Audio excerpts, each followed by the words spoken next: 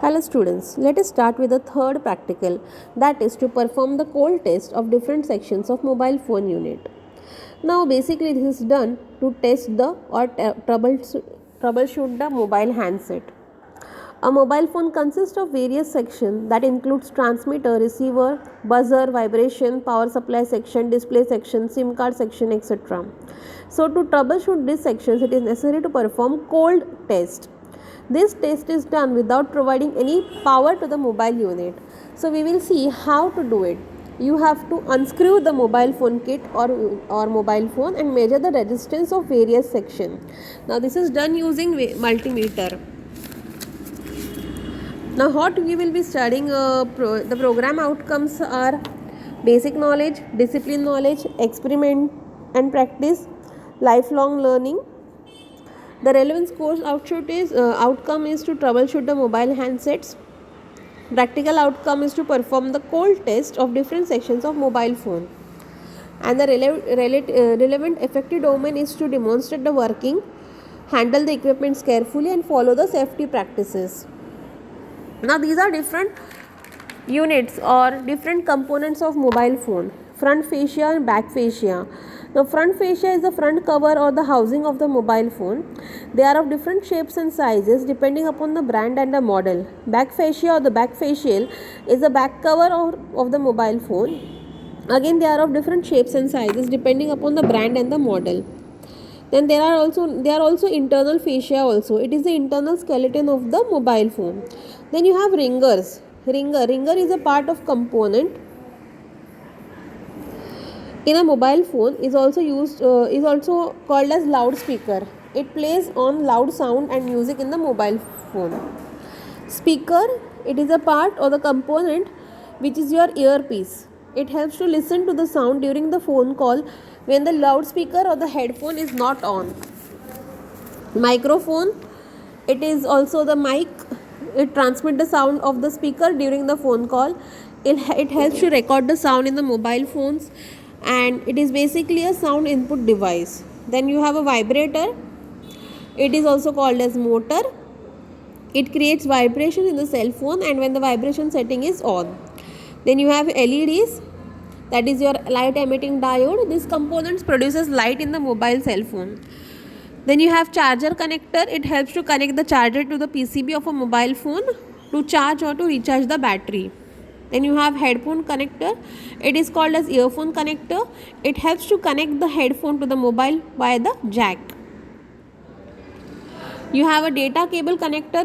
It helps to connect the mobile to another device such as computer, laptop, tape, etc. Then you have a battery. It supplies DC power supply. Battery connector you have. It connects the battery to the internal circuits, tracks the PCB of a mobile phone. Then you have a SIM card. You all know what is a SIM card: subscriber and identification module.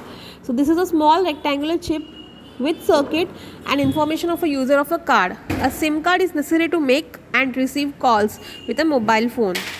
Then you have a SIM card connector. It connects SIM card to the circuit or the PCB of a mobile phone.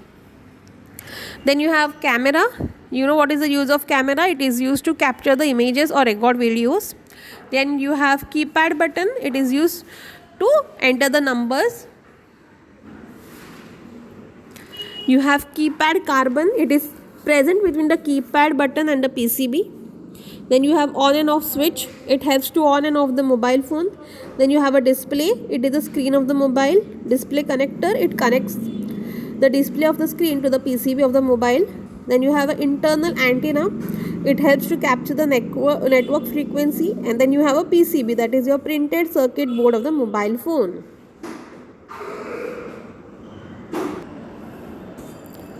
These are the resources required. You require a mobile phone, you require a digital multimeter, connecting wires and toolkit. That toolkit will have a screwdriver, tweezers and an opener.